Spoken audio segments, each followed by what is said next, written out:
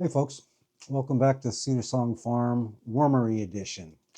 Uh, got a question for you. Have you ever wondered if your worms are doing their best? Maybe you got a new batch of worms and you're not sure how they're doing. It's been a few days and okay, they're fine. Are they thriving or are they just surviving? I've got a new batch of European night crawlers here. They're about 10 days old as of this filming. And what I'd like to do is show you how I go about inspecting them to make sure that they're getting along just fine. Then what we're going to do, if I find any problems, I'm going to show you how I correct them. And I'm just going to basically show you how I do the maintenance on the bin to make sure that they're happy and healthy worms. So let's take a look at the work and dive right in. So pretty much anytime I do any work on my bins, I've got a couple of different tools available right away because it's usually the things that I find that the bedding, the worms are going to need. Uh, Bedding, very important. I've got my cardboard. I've got my number one tool, and that is ground up leaves, not just shredded, but powderized leaves. And I mix them together with water and some of my green mix, just dehydrated vegetables. Mix it up, add some water. In fact, I've already got a bucket made, but basically this is what I do.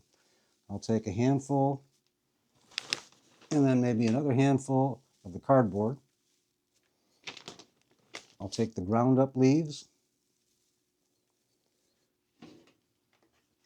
and then I'll take not a lot, not a lot of the really green stuff because I don't want this to heat up very much, if at all.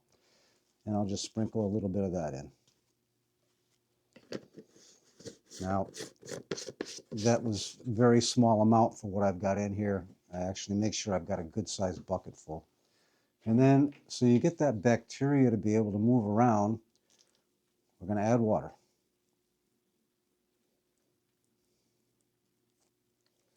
And then as they say in all the, okay, stop, thank you.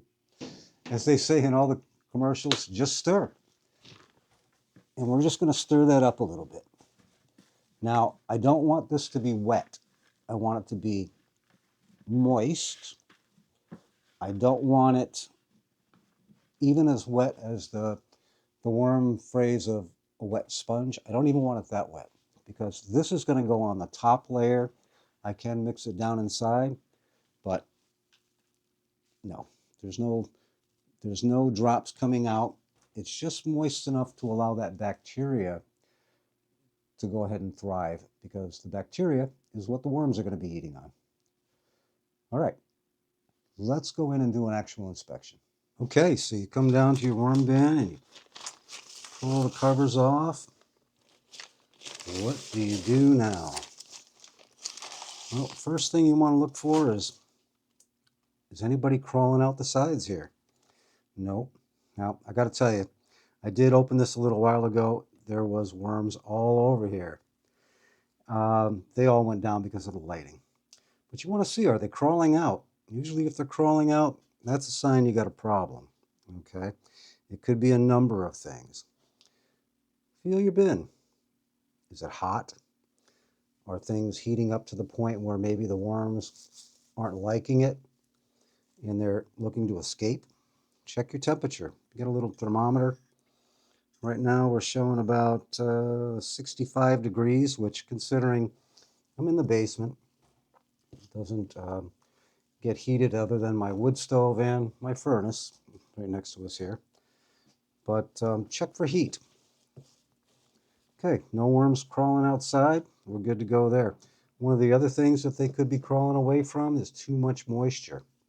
So take a hand.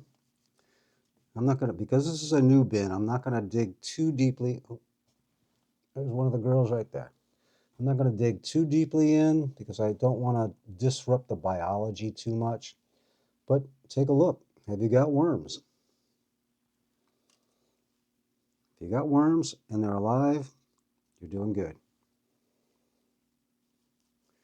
Check the moisture. Okay, you know, you hear the old thing about a wrung out sponge. Well, I think that's a thing that you learn after time. If it's moist, you don't have to squeeze it. You don't have to, you know, try to wring it out. There might be worms in there. You don't want to do that to your worms. But look at it. Does it look like maybe you were out in the forest and it just rained and it's moist, damp? You're good to go. How much bedding have you got in here? Did the worms eat everything up? Now, like I said, this bin here is only about 10 days old.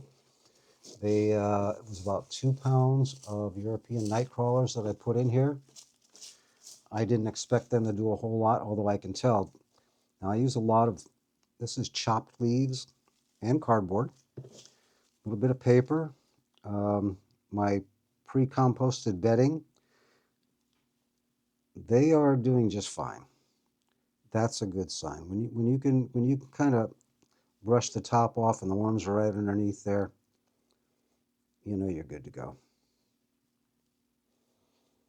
So one of the other things, now depending on what your bedding is for your worms, are you just using paper and cardboard? Is it a new bin that you just shredded up some cardboard, you shredded up some paper, you wet it down real well, you put your worms in there? It might be cold. It's currently 15 degrees with a wind chill of about 7, but chickens need to be fed. Who wants snacks? Come on, let's go. Watch out, you're going to have snacks on your back. Okay. I'll check your water and you'll be all good to go. Okay, let's talk about bedding temperature. The temperature that your worms are in is going to make a big difference. It might be cold to the touch, and the reason for that would be the bacteria hasn't had a chance to really start heating things up, because that's what heats the bin up a little bit. Things are breaking down, the bacteria produce heat, and it gets a little bit warm. Now, if it's cold, cold, cold, cold, cold, and your worms are looking real sluggish, they're not moving, you might want to do something to heat it up. Yeah, what are you going to do for that? Well, you could put a heating mat on it, or you could, well, add a little bit of manure to it, add a little bit of nitrogen in the form of green materials. A little bit more water can sometimes help to increase the bacteria activity. But usually what you're going to find is exactly what we just saw. If you started your bin a few days ahead of time, or if your bin's been in action for a while, chances are the bacteria have heated it up nice enough to where you're going to have a good, healthy looking bin. So everything's looking good. I don't see any problems. The worms aren't crawling out. The bedding's nice and moist all the way down to the bottom. I think everything's good. What next? Well, we got a happy bunch of worms in here. They need to eat. Now, the last time that I fed them up here, and I fed them down here. So I'm going to kind of move things over.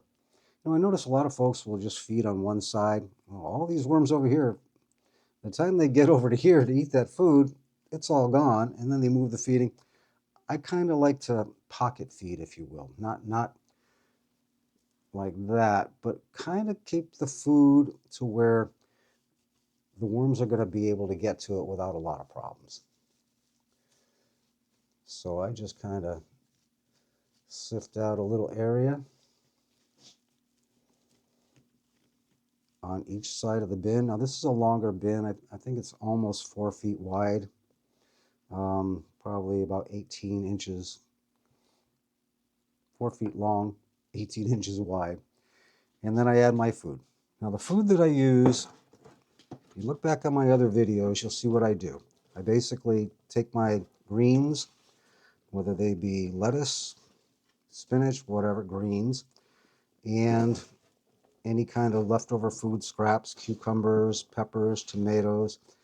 I chop it all up, I mix it all together, and I add a little bit of sifted cow manure. Now this manure has already been through a thermophilic stage. I don't worry about it heating up a lot. It is a little bit warm to the touch, and that's fine. That's another reason why I kind of divide where I put the feedings, so that if it does heat up too much, the worms will have a place to escape to. But again, especially with a new bin, I like to not have the food all in one spot. Now, if you notice, when I put this in here, you can hardly tell the difference between the food and the bedding. That's a good thing. I do add cardboard to the food here as well. I mix that in there to give them a carbon source. And I'll tell you, I'm not saying this is the only way or the best way to make your food, but I find that it works really, really well.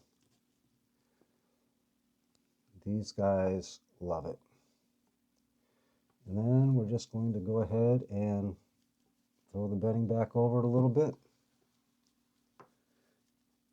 Make sure all, this time of the year it's cold. In fact, I'm gonna slip in a little video out here about how cold it is outside right now. I'm not too worried about fruit flies or fungus gnats or anything like that, but I still like to cover it up a little bit. Remember, your worms are on top and they're just under the surface. Makes it easy for them to find the food. I'll even throw a little bit just on top, just to appease those girls that like to roll around on the top. That's really about all the maintenance that I find that I need to do to my bins. Unless I see something really, really unusual. One of the things you can find is, especially in a new bin or a bin that maybe hasn't been properly maintained, you'll find clumps of worms. That's a sign they're stressed. That's a sign, okay, you got to figure out what else is going on in here. Maybe it's too dry, maybe it's too wet. If your bins are too wet, the worms, they do like moist, they do like a wet bin, but they don't like it soggy, because that can form what's called an anaerobic condition where there's no oxygen. Worms like the moisture because they breathe through their skin. It allows them to get the oxygen into them.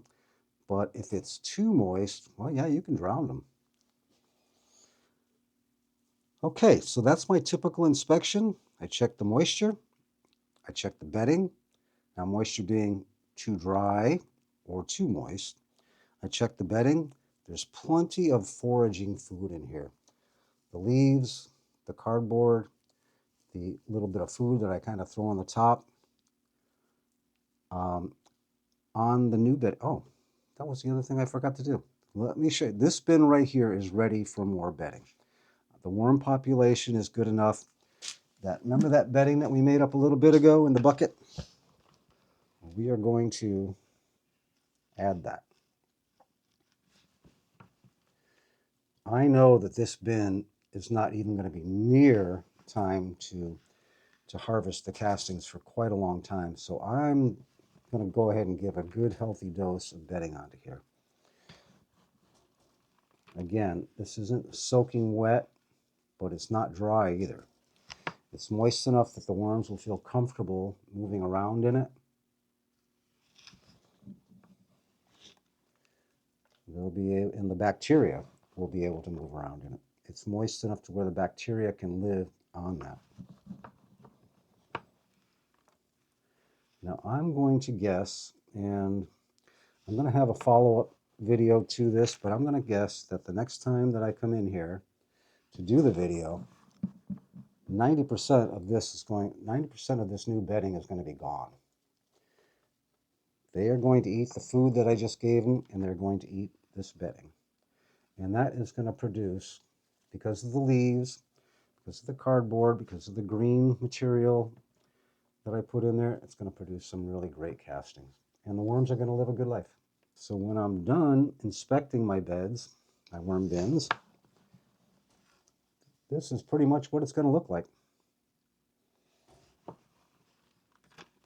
Pretty much like what you would see on a forest floor. So, okay, I hope that gives you some knowledge as to what to look for when you're doing your worm bins. We went over a little bit about some of the problems that you can find. We talked a little bit about how to make what they're living in conducive for them to live in and thrive in. And that's what I'm doing here. I hope it helped you out.